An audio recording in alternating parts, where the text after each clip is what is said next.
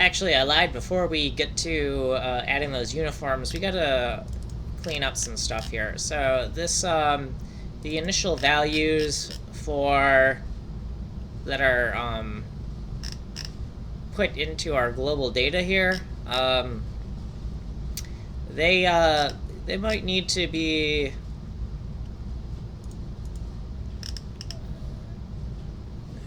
because these are all primitive values.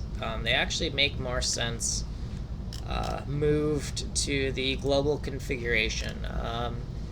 Now, technically, these viewports might have some like math calculations in them, but nothing really else besides that. Now, these values are kind of like, I guess, derived. Right, we might want some type of inset calculation. So I guess these initial values could still belong here, but these values actually more so belong in our configuration object. So what we could do, so we can look for wherever this is, and we're gonna I'm gonna really quick, right? I'm gonna make it a little bit dirty. I'm just going to comment that out, and then I'm just gonna say, so it's the global configuration. Right, we're just gonna pass it down in here, and then ideally we don't want to access.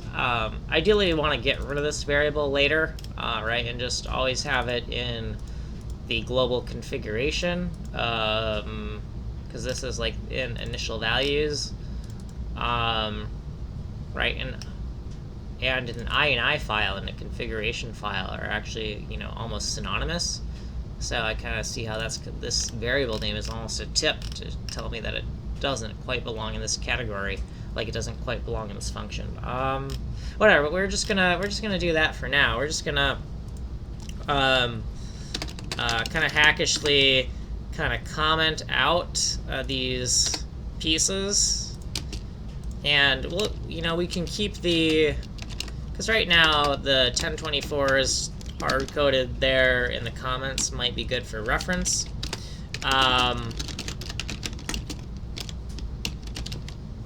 So the global configuration object, right?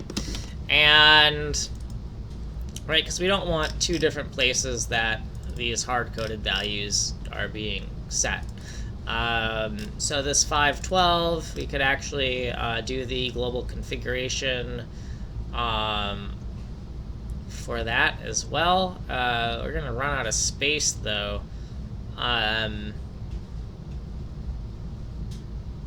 So you know what I'm going to do? It's going to be a little bit hackish, but and a little bit convoluted. But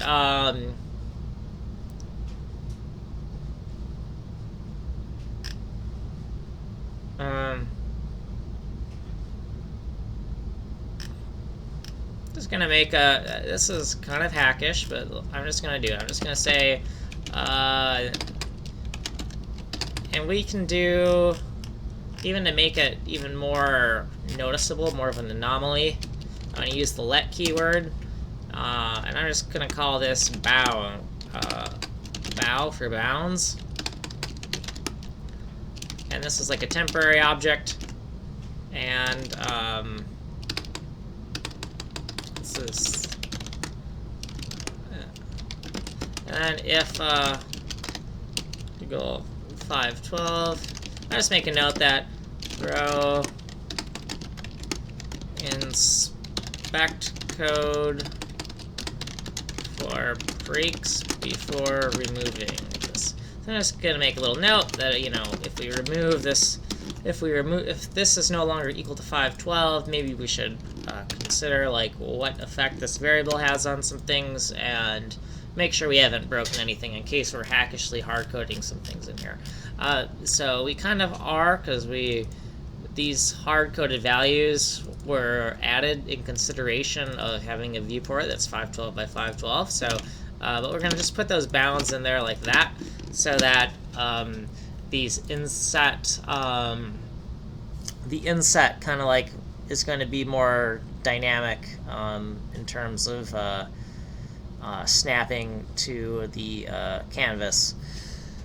So with that, you've kind of juggled a few things around. Let's make sure we haven't broken anything. It seems simple enough that I don't think so, but like I said, I've broken simpler things. So let's empty cache, hard reload. And okay, good. I think we're good. Yeah, because if we had screwed that up, I think we would have saw something pretty catastrophic. And then in the sources console, yeah, I think we're good. I don't see any problems. Okay, so that's good.